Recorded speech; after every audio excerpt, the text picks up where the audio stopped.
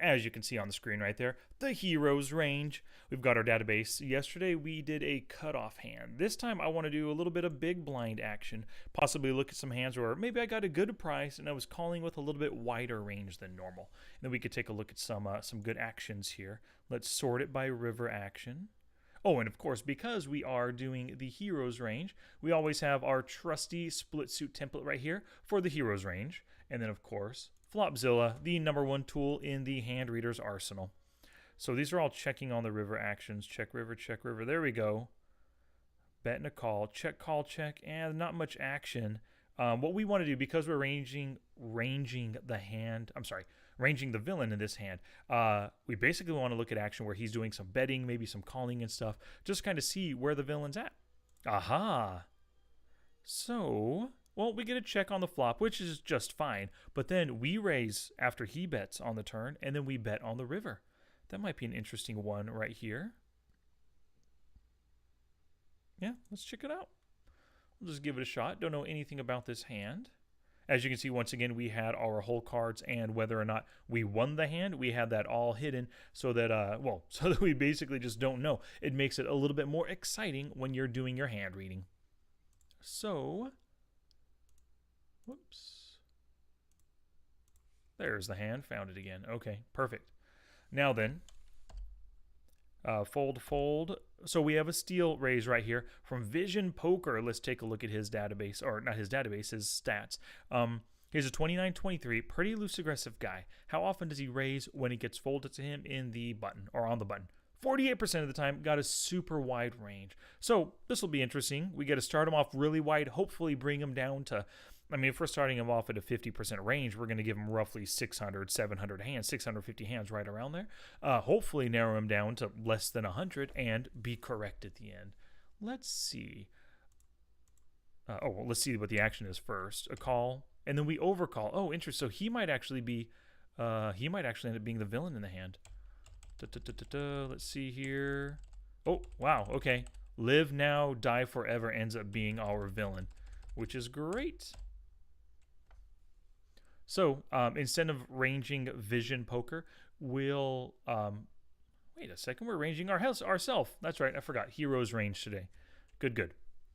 So we are overcalling in this instance, which gives us a pretty darn wide range. Let's take a look at our 2-bet calling ranges here. 33% or so. Let's start off with this one, and then we'll kind of narrow some stuff down. I'm often calling pocket nines. I would be 3-betting with 10s here, so we can consider that our cutoff hand for our calling range right here. Everything below the 10s we're calling. I'd probably call that. Probably call with that. Calling here. Probably calling with the king queen suited. And that looks to be about it. I think this would be my 3-betting range. Ace, queen, and better. Pocket 10s are better. And I'm calling all the rest of the stuff. Well, maybe not all the rest of it. Let's take a look. Let's give myself down to 7-6 offsuit. I'd be folding all this junk. I'm not calling, probably not calling there either. Probably calling right here in greater. 10-7, Jack-7, Queen-7. Those make sense as calling hands. I don't really like the Queen-7. Let's consider the Queen-8 and the Jack-8 to be the worst queen and jack. And then calling every suited ace and king. Okay, so this is the range we are going to stick with. We're looking at 476 combos, close to 500.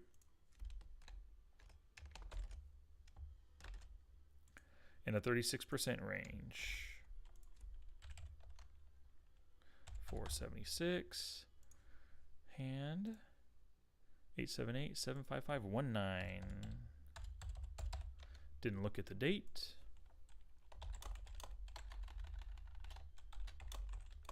In the BB, overcall versus a lag open and a, what kind of caller is he? Wow, very loose passive, 8610. It's not that many hands, but he's super loose passive. And a super loose passive small blind. So my range is pretty wide. Flop comes.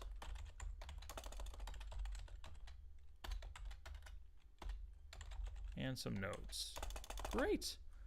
So let's get started here. We know that this is going to end up being our villain. We want to see how our range compares with a possible hand of his. Let's just start off with something very simple. Let's give him a pocket pair. Pocket 3s. Maybe he's set mining here. start that off. So if this is our range, and if he does have a baby pair, we're currently at 50-50. If he didn't have a baby pair, let's say he had a suited connector, we have, because we have so many better suited connectors and suited hands than he does, we would have 60% equity. But we'll give him the pocket threes in this instance. Let's see what happens on the flop. Queen 10-7, heart, heart, club. So on this flop right here, if we are up against the underpair, well, we have a ton of equity at 62%. That underpair has just has to hit a 3 basically to try to win the hand. Or they can push us off of our hand if we actually flopped nothing here. So when you think about just this flop in general on the Queen 10-7, he's got to be concerned because he has 2 callers. An open raising range, whether it's a stealing range or not, doesn't really hit this all that well. I mean, it hits it pretty decently, but look at those hearts. Look at all this connector stuff. I mean, we have 8-9s in our range. We have hearts. We have a couple of clubs. We have King Jack for open enders. We have Ace Jack for gutters. We have so much stuff in our range that he's got to be a little bit worried on this kind of flop. The kind of flop that he would like to see is like maybe an all baby board, or like 1 high, 2 low, or like 2 high, 1 low card. This isn't really a low card. It's more like a middle card. And you can see on this board, we have so many things that can connect. Jack 9, Jack 8 for a gutter, couple of hearts, Ace Jack, Ace King, like I said, if we didn't feel like 3-betting those. There's so many cards. He's got to be concerned here. So, well, we just checked. I don't know if that was meant to be a check raising kind of hand. He c-bets only 46%. So I think if I had a really good hand, I probably would have bet out here just to start building the pot on this pretty semi-wet board. So the fact that I didn't lead out to build the pot or to get some value versus this flop honest player, I probably, I think I could have check raised with a lot of stuff. So what am I checking here? I don't think anything is an automatic bet. I really don't think I can remove anything. It's not like the fact that I didn't bet means I don't have sets or I don't have 2 pair. I can have those in my range right here, hoping to check raise on this board. So let's definitely keep 100% of my range in. So this is one of those instances where just based on the flop action, can't narrow my range at all. Yeah. So we have 100% of our pre-flop range, which after you remove these cards and these right here, it's 404 combos now. So just the fact that a flop came out, we were able to remove 72 cards from our range. Actually, we weren't able to remove. It's just kind of an automatic removal right there. Card removal. Combinatorics, So we have our full range. Now, if we were planning on check raising, we're pretty much just bummed right now because we didn't get the chance to charge anybody for any draws or to get any value. We missed a street, possibly, not for sure, but possibly missed a street right there. Tiny bet. You got to sense weakness there. I guess he could be raising with like a Jack 9 or a King X of hearts with a top pair with a flush, not raising, betting here, just to start building the pot. He's a super passive player after all. He probably has some piece of it. He'd probably be check folding if he didn't have anything at all. But, nice. We raised, and he called, and then he called as well. Okay, so we've got to keep possibly a ton of different draws in their range. We're not ranging them right now, but we got to be concerned with, they have plenty of hearts. They have a random queen, a random 10, and a king that just hit some weaker kings, king 4, that kind of thing that could have been in pre-flop and then would have checked the flop. We can't really put them on a pocket threes. I mean, pocket threes aren't going to bet and call, but we can't change this now because that'll change our different combos and everything. So we'll just keep it as pocket threes right now. But what did we raise with? What does a sane player raise with on this board? Oh, it was a king of diamonds. On that king of diamonds board, queen of hearts, 10 of hearts, 7 of clubs.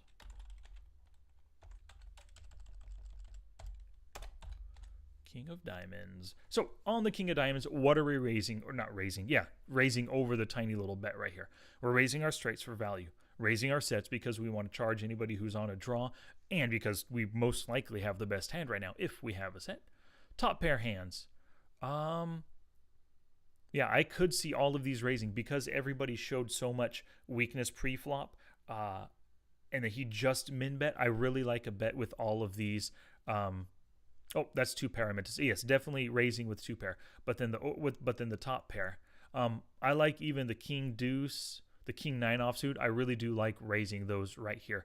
Not just playing passively with a top pair hand, because if we had king nine, even if we had king deuce, our opponents could be calling with a random queen, a random 10, a random jack for an open ender, a jack 10 for a pair plus an open ender, which our king currently beats. I really like raising with all these top pair hands. No over pairs, two pairs definitely raising. Mid pairs now. Queen nine, queen jack. The guy who is super loose passive finally bets on the king. I really don't like raising on a middle pair. I don't see any reason to do that. If he's betting and we currently have him beat, because it doesn't feel like him be raising for value. I'd just be raising as a bluff, but this super passive guy isn't folding a king. So why would I be raising as a bluff with a queen right here? So let's not say middle pairs, but we will include some of those middle pairs. You can see like that queen nine and the queen jack is a pair plus a draw. So we'll include some middle pair stuff down here. Not raising the weak, not raising the ace highs, no. Flush draws, I do like the raise at this point because I could have possibly been wanting to check raise on the flop. Nobody obliged with a bet, so I had to check. Or so it just ended up getting checked around. No flush draws, I can't say that those are raising here. Open enders, just random jacks. They're all just random jacks. 9-8 as well for the low open ender, which I wouldn't want to raise with a 9-8 in this instance. And the reason why is because 9-8, if a jack comes, any ace automatically has us beat, and then we're just hoping to bluff catch at the end. So we can remove the really weak. Although those would be included with flush draws if it was like 9-8 suited right there. So that's fine. The jack 8, all of these jacks I would say would raise here with the nut open ender. I like it. And now these weaker gut shots. Am I raising with any of these? Let's take a look here. No. Not raising. I don't like the raise here with the 9-7. Pocket nines, I don't like the raise. 10-9 to under gutter? No, I don't like the raise. I would most likely call with those. Queen 9, a pair plus a gut shot. Pair plus the low gut shot. No, don't like it. I would probably call there with the second pair. Now, with the king 9, with the top pair plus a gutter, I'd probably be raising that right there. And all these random aces, now they're not included right now. Let's just keep that in the range. Okay. So, by doing that, you could see we keep, do the gut shots. So we have a few gut shots, open enders in the range, every single flush draw we're raising right here, and top pair or better. So we're basically kind of raising a polarized range. Everything is top pair, so like strong showdown hands, or semi bluffs is what I'm doing. Not any at all like middle pair kind of hands at all. So now, if we are up against the underpair, we're totally way ahead 70% of the time. We're most likely not up against an underpair. My guess right now is this min bet with the call is a weak king. Like I said, like a king 4, king 5 kind of a hand that made that bet and then a call. So our range is, what are we at here? 38% and 147 hands. Great, so things are looking pretty good. 147 hands. You can see we've taken ourselves down from 476 to 147. We've removed 2/3 of the hands or so based on the action, based on the board. Right now, you can see how quite often when your opponents and yourself, when you're raising or betting, it's a lot easier to range your opponent because most people don't bet or raise with nothing. It's not like I'm raising with the weak pairs and the ace highs here to keep a lot of hands in my range. No, I'm raising for a very good reason, either a good semi-bluff because I think my opponents are going to fold, or I've got the hand that I'm going for value right now. So that's why betting and raising allows you to limit your opponents' ranges a lot. So when your opponents are just calling, it does keep their ranges pretty wide. So a calling station all the time, you guys all know, it can be difficult to understand or to put your opponent on a hand when they just call every single street. When you've seen them call with like flopped bottom 2 pair on every street, and you've seen them call with a flop top pair, you've seen them call with a gut shot on the flop in the turn, they hit the river and they just check call. I mean, you see that kind of stuff all the time. Calling makes it tough to range your opponents. Betting and raising makes it a bit easier. So the same holds true for you from your opponent's perspective. Let's see here. Oh, yep. So we've done the ranging right here. We are on the river. We still have 3 opponents in. The 9 hits. Wow. Completing quite a few different draws right there. Not the flush draw, but the different straight draws just completed. And we bet 322. So apparently we like our hand. My guess is we have to have a flush here. It's possible we've got a 2-pair hand, but I don't think I'd be betting right here. I think most likely I'd be check calling, because on this board, 9, 10, queen, king, everybody sees that all that's necessary for a straight is a jack, right? If I'm betting with 2-pair, what is calling at this point? Is a weaker 2-pair calling? Like, let's say I do have a king, queen. Is a queen 10 going to call on this river? Possibly, especially this guy right here, but not necessarily. Are they going to call a queen 9? Are they going to call a king 9 if I have king, queen 2-pair? I don't think so. I mean, even if I have a set, if I flopped a set of 7s and I was hoping to check raise the flop, if I bet here, is any 2-pair hands or even top pair hands going to call on this board? Maybe because the flush didn't come in, it is possible some 2-pair. So I think I might be betting for value with sets or better, not 2-pair hands. No, not really 2-pair hands. Actually, no, king, queen. I will put 1 2-pair hand in my range. Okay, so the river comes, the 9 of diamonds. Now, what could I be betting out here for half pot? Straights for sure, sets for sure, 2 pairs. Let's take a look at these again. So am I actually going to be betting 2-pair? Because do I think any top pairs are going to call on the super coordinated board? I don't think these weaker 2 pairs I'm going to be value betting here. No to those. King 9, no. Queen 10, no. I really think king, queen would be the only 2 pair that I'm value betting here. I really think that's it. So we'll keep those in the range. Am I value betting top pair hands on this ugly board? No, I'm probably going to check call like a half pot bet myself. Checking to try to get this guy to induce with like just a random queen or a weaker king if he has like king 5 and I have, well, I can't see any kings here that I don't have any top pair hands that are really worth betting. If I think about it, I wouldn't bet any of these. For value, no, they wouldn't be a value bet at all. I would just be check calling with all these top pair hands. So that's perfect. Yeah, we can eliminate that. And none of these, nope. I'm basically only betting 2-pair and the nut 2-pair and better here. That's what I'm going to say. So 57% of my turn range bets on this river, 80 hands, which is actually kind of wide. Pretty darn wide right here. But the board came out such that I really feel I have a straight or better. I kind of don't think I'm betting a set. It's possible, but it's only 1 set anyway, pocket 7s. Yeah. Okay, let's see what we've got. And then we get a caller. Great. Good. Of course, a king jack. So I flopped the top pair plus an open ender. Not flop. Turned the top pair plus an open. Wait a second. I did flop the open ender. I turned a top pair plus an open ender. Hit it on the river. And then, of course, we chop it because he's got a jack as well. We did get some value out of vision poker right here. And that hand makes total sense the way he played. I would put jack 10 in his pre-flop range. And then the way he checked on the turn, probably just willing to check call any kind of bet on the flop. And then on the turn, nobody bet. And he picked up his straight. Wait, jack 10. No, he picked up an open ender on the turn. And so that makes sense why he would bet and then call. Yep. So that hand makes sense. We did get some value out of vision poker, but it does make sense. And king jack's got to be in my range. Yep, king jack offsuit right there. So out of the 80, I had one of those combos. Alrighty, y'all. I think that was a pretty good, successful hand reading. Too bad we didn't scoop a big pot. We chopped with somebody, but we made, what, a buck on this hand or something from this guy's pre-flop, flop, and turn money. Alrighty, y'all. Thank you very much. I'll see you back here tomorrow for day 20.